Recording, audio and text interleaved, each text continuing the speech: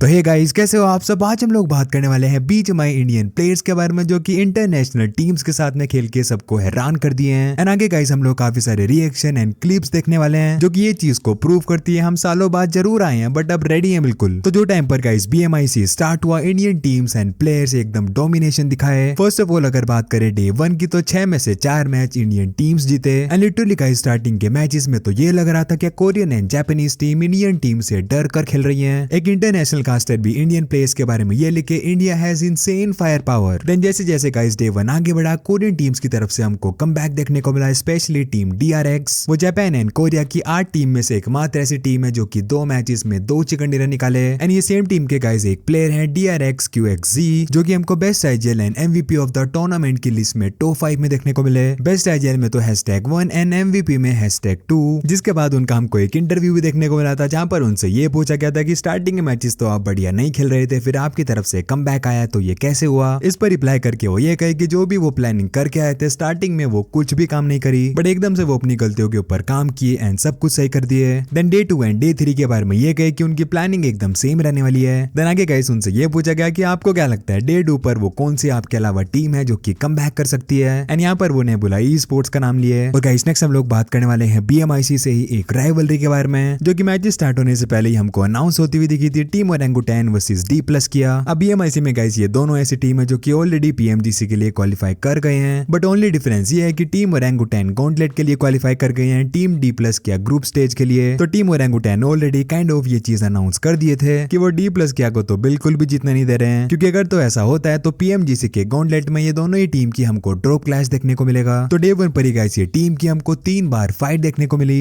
First of all जहाँ पर team Orangutan पूरा डोमिनेट किए ऑन D+ किया। D+ किया versus Orangutan, panel you don't want to miss. शुरुआत कमाल आरुआए आते ही फैबियन को डाउन किया और साल को भी डाउन किया गया है। ओरंगुटैन तेजी से वो आक्रमण होता हुआ जो कहा था वो करके दिखाया है। भारत की आन बान शान, और अभी तो इस लॉबी में उनका दर्जा सबसे महान। बट ये मैच के बाद गाइस आगे जो हमको 2 फाइट देखने को मिली वो दोनों ही फाइट में टीम D+ क्या डोमिनेट किए। और गाइस नेक्स्ट हम लोग बात करने वाले हैं टीम सोल के बारे में जिनकी स्टार्टिंग बीएमआईसी में इतनी बढ़िया नहीं हो पाई बट एंड काफी अच्छा हुआ। एंड एग्जैक्टली स्टार्टिंग के मैचेस में क्या हो रहा था वो चीज पर रिप्लाई करके नकुल एंड गोब्लिन ये कहे, स्टार्टिंग के मैचेस में 1-2 मैचेस में हमारी मिस्टेक्स हुई, एज पे फाइट में कोऑर्डिनेशन में थोड़े स्ट्रोक हुए, बट वही था ये मैच हमने अच्छे से कैपिटलाइज किया, एग्जीक्यूट अच्छे से किया तो चिकन आया। तो लाइक हम लोग को स्टार्टिंग में कुछ फिनिशेस मिले नहीं, हम लोग डैमेज दिए जा रहे थे बट कोई फिनिश नहीं मिल रहा था, या तो स्टील हो जा रहा था, तो हम लोग थोड़ा डेस्परेट हो रहे थे कि ये फिनिशेस चाहिए। और हमें नहीं पता था कि लाइक बाकी सारे इंटरनेशनल टीम्स बचे, अब हम अपना नेचुरल खेले। लास्ट में थोड़ी पिंग इशू हो गई थी वरना और ज्यादा फिनिशेस होते हैं डेफिनेटली। एंड जो टाइम पर guys finally team Soul chicken dinner निकाले, ऑडियंस का कुछ ये रिएक्शन था।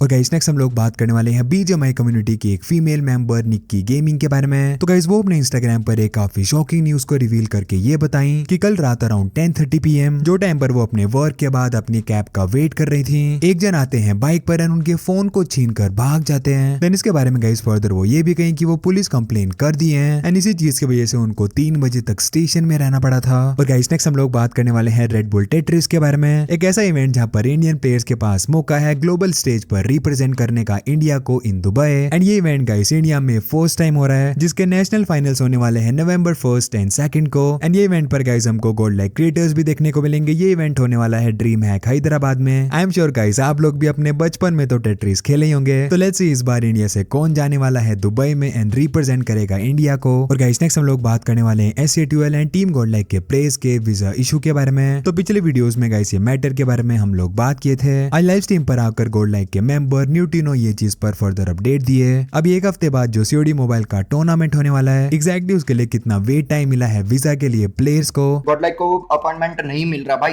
11 महीने का वेटिंग दिखा रहा है। 11 महीने में तो साला फिर से अब WC आ जाएगा। हमने बहुत सारे लोगों से बात की है, कॉन्टेक्ट्स लगाए हैं, हमने गवर्नमेंट को भी मेल डाला है, PMO को ईमेल डाल दिया हमने, और फिर हमने ट्विटर पे भी जो हमने डाला था पोस्ट, उसमें बहुत लोगों ने रिट्वीट किया और हेल्प किया है। और आई होप, जहाँ तक मुझे पता है कि जो मिनिस्ट्री और ये सब है, स्पेशली फॉरेन अफेयर मिनिस्ट्री है, वो ट्विटर पे एक्टिव रहती है। फिंगर क्रॉस है, प्रे कर रहे हैं कि ट्विटर पे देखे और अपने को रिप्लाई। और गॉडलाइक का जो हमने ट्वीट डाला था वो बहुत वायरल गया है। इसमें अगर वीजा नहीं मिला है ना, अपॉइंटमेंट नहीं मिला, तो इसमें और की गलती तुम कैसे बता सकते? बोलो, गॉडलाइक या एसएटीएल की गलती अपन कैसे निकाल सकते हैं? उनका भी तो एक लिमिटेशन होता है ना भाई, वो तो खुद प्राइवेट है, गवर्नमेंट बॉडी तो है नहीं। अभी सब इंडियन टीम्स, स्पोर्ट्स कम्युनिटी पूरी एक हो गई है। जहां से कॉल आ रहे थक भाई, एसएटीएल गॉडलाइक, भाई एसएटीएल गॉडलाइक, सब आपस में कोऑर्डिनेट कर रहे हैं, क्या क्या कर सकते हैं, बात कर रहे हैं। थक भाई उधर से जोर लगा रहे हैं कि मैं कौन से कॉन्टेक्ट यूज कर सकूं। क्रॉन्टन भाई बात कर रहे हैं, और भी 2-3 नाम है भाई, एक बारी हो जाए उसके बाद मैं उनका भी बोलूंगा। उन्होंने भी कॉल किया मेरे को पर्सनली, मेरे को मिले भी थे। और गाइस नेक्स्ट एक अपडेट निकल कर आती है आरओ गेमिंग की तरफ से। वो रिवील किए बीजीएमआई का एक हैक, जो कि जब तक सही नहीं होता है आप लोग भी उसको अप्लाई कर सकते हो। देखो गाइस, टीपीपी में जब अपन विंडो वाली फाइट लेते हैं ना, या फिर जो छोटे एरियाज वाली फाइट होती है, उसमें मोस्टली बहुत बार ऐसा होता है कि आपके ये लेफ्ट और राइट पे लग जाती है गोलियां, भले आपका क्रॉसर एम सही भी होता है तब भी। लेकिन अब देखो, जैसे यहाँ पे मेरा क्रॉसर विंडो के अंदर ही है, लेकिन गोली लेफ्ट साइड पे लगेगी ये। बट एफपीवी में वो चीज़ उतनी नहीं है। इसको ओपन वाले दिखा देते हैं। ये जो गन का ये नोजल है ना, ये और ये क्रॉसर, इसके बीच में आपका वो पुतला आता है, तो मतलब आपकी गोली ऐसे करके निकलती है डायगनली। तो जब आप टीपीपी में स्कोप इन करते हो ना, तो आपका स्कोप लेफ्ट साइड में खुलता है। लेकिन वही सेम चीज़ आप एफपीवी में करते हो ना, तो आपका स्कोप राइट साइड खुलता है। तो ये मतलब जो माइनर रीएडजस्टमेंट है ना, वो आपको प्रैक्टिस करके सीखना पड़ता है। और गाइस नेक्स्ट हम लोग बात करने वाले हैं बीजीएमआई प्लेयर आदि and mad king e sports के बारे में। तो गाइस आदि क्लच गोड की team mad king e sports को लेकर एक बैंटर कर दिए। बेसिकली एक गेम था जहां पर उनको टीम्स को डिफरेंट सेगमेंट में रखना था, and team mad king e sports को वो फ्री फिनिशेस में रख दिए। ओके, देखिए लाला को सब कहते हैं एक टाइम पे द मोस्ट अग्रेसिव आईजीएल, आपने फ्री फिनिशर्स थोड़ा डिटेल में बताइए। मेरे हिसाब से मतलब मेरे को इतना लगता है कि वो जब चलते हैं तब चल जाते हैं, वरना नहीं चलते तो नहीं चलते। उसमें बीएमएसडी में भी टॉप मतलब 8th पे क्वालिफाई करे। आई थिंक उनकी जगह कोई और भी अच्छी टीम हो सकती थी। मेरे हिसाब से मैं जितना समझता हूँ वो इधर अच्छी। देशो, आपका क्या राय है? No comment. अरे बट आप बता सकते हैं, अपने इनपुट दे दीजिए। नहीं, मेरे हिसाब से आई थिंक आदि ने जो बोला कि मतलब बहुत ही सिंक ऑन ऑफ रहता है उनका भी, कि अगर चलते हैं तो अच्छा खेल लेते हैं, नहीं चलते नहीं। इनकंसिस्टेंसी बहुत ज्यादा है। आई थिंक वो क्वालिफाई भी अपोलो का जो चिकन था, उसने सोलो चिकन लिया, उसकी वजह से हुए। बट आई होप वो बेटर करे इस टूर्नामेंट में, बिकॉज मैं तो चाहता हूँ सारी इंडियन टीम्स अपना बेस्ट दे, टॉप 8 सारी इंडियन टीम्स ही आ जाए। और गाइस नेक्स्ट हम लोग बात करने वाले हैं बीएमआईसी से कुछ टीम्स के लो परफॉर्मेंस के बारे में। तो first of all guys Japanese team MTR, जो कि अपने रीजन में काफी फेमस है उनके वाइट स्प्लिट्स को लेकर, डे 1 पर बिल्कुल भी बढ़िया नहीं खेल पाए ना, ओवरऑल स्टैंडिंग में अभी #15 पर चल रहे हैं। देन टीम जीडीआर भी रिप्लाई किए उनके परफॉर्मेंस पर, अभी के टाइम पर वो #10 पर चल रहे हैं। आपका प्यार हमको स्ट्रॉन्ग बनाता है, आपका हेट हमको अनस्टॉपेबल बना देगा, सी यू टुमारो। और गाइस नेक्स्ट हम लोग बात करने वाले हैं इंडियन एंड कोरियन प्लेयर्स के परफॉर्मेंस के बारे में। तो first of all guys team के 9 स्पोर्ट्स से स्लग एंड निंजा बॉय एक ऐसा गेम प्ले दिखाए, सब लोग जिसको देखकर हैरानी हो गए थे। क्लिप में आपको प्ले करके दिखा देता हूँ। और अब निंजा बॉय वापस अपने पैरों पे आने वाले हैं, लेकिन इसका फायदा उठा के कहीं बाकी टीम्स यहाँ पे ना आ जाए। स्लग को देखिए तेजी से आगे बढ़ते हुए, वो फ्रैग कंफर्म करना चाहते हैं, बट पीछे से नॉन्ग शिमरेड फॉर टीजी, तेजी से वो यहाँ पे आए। निंजा बॉय एक शॉटगन उनके पास जरूर है, और उसका कार्य में कमाल किया। एक तरफ निंजा बॉय, दूसरी तरफ slug. Now that's how you play BGMI. Slug Ninja boy, दो प्लेयर्स, दो अलग डायरेक्शंस, दो अलग टीम्स, दो अलग परिणाम हो सकते थे, लेकिन नहीं, जब सिनर्जी ऐसी बैठी हो तो एक रिजल्टेंट आएगा, and that was a double destruction coming up from 2 different sides. और देखिए Ninja Boy, Slug, I am telling you, these players, they did it all, they lived it all। Then इसके बाद गाइस टीम रिजेक्ट के player Apollo की एक clip देखने को मिली, जहां पर वो टीम सोल के प्लेयर के ऊपर डबल हेडशॉट मारकर प्लेयर को नॉक किए। टीम रिजेक्ट 8 टोटल फिनिशर उनके पास मौजूद, और फाइनली वो आगे बढ़ते, बट अगली चुनौती वो टीम सोल की हो सकती है। अपोलो उनका एक बढ़िया स्प्रे जोकर, उनको डाउन किया गया, और साइड लाइंस पे एमटीआर वो भी मौजूद है। और गाइस नेक्स्ट एक अपडेट निकल कर आती है एकेओपी की तरफ से, वो बात की है बैड कमेंट्स के बारे में। कि अभी ये जो ये हुआ ना रेड बुल का कुछ तो भी इवेंट है अभी दिसंबर वाला, उसमें स्क्रिप्ट थी बोलने के लिए, ठीक है। तो उसमें जोनाथन ने बोला कि मैं लेगेसी सेट करता हूँ, फिर मैंने उसमें स्क्रिप्ट थी कि लेगेसी तो कुछ समय के लिए ऐसा कुछ तो था, तो मैंने वहाँ पे उनको बोला कि ऐसा करूँगा तो मेरे को हिट मिलेगा। और फिर लोग समझते नहीं इस चीज़ को कि वो स्क्रिप्ट थी, और उस चीज़ पे भरने चालू कर दिए लोग लगी। मैं बोला क्या क्लियर करूँ भाई। और फिर एक बंदा लिखता है कि भाई ये सब नहीं हम बोल रहा हूँ। मैं बोला मैंने कौन सा गाली दी थी, उसको पता है कि स्क्रिप्ट है, मुझे पता है स्क्रिप्ट है, लेकिन इनको नहीं पता ना स्क्रिप्ट है, तो वो अलग भरने लग जाते हैं। पर लोग मिसअंडरस्टैंड करते हैं, इंडिया में उतना समझते नहीं है। कोई नहीं, कभी कभी हो जाती है मिसअंडरस्टैंडिंग। और गाइस नेक्स्ट एक और अपडेट निकल कर आती है गोल्ड लाइक न्यूट्रिनो की तरफ से। वो बात की है गोल्ड लाइक अमर के स्टेटमेंट के बारे में। तो कुछ दिन पहले गाइस हम लोग एक क्लिप देखे थे जहां पर गोल्ड लाइक अमर रिएक्ट किए थे न्यूट्रिनो के रिटायरमेंट के बारे में। रिटायरमेंट इसने दिया है स्पोर्ट्स से, अपने को थोड़ी भागना है। बता।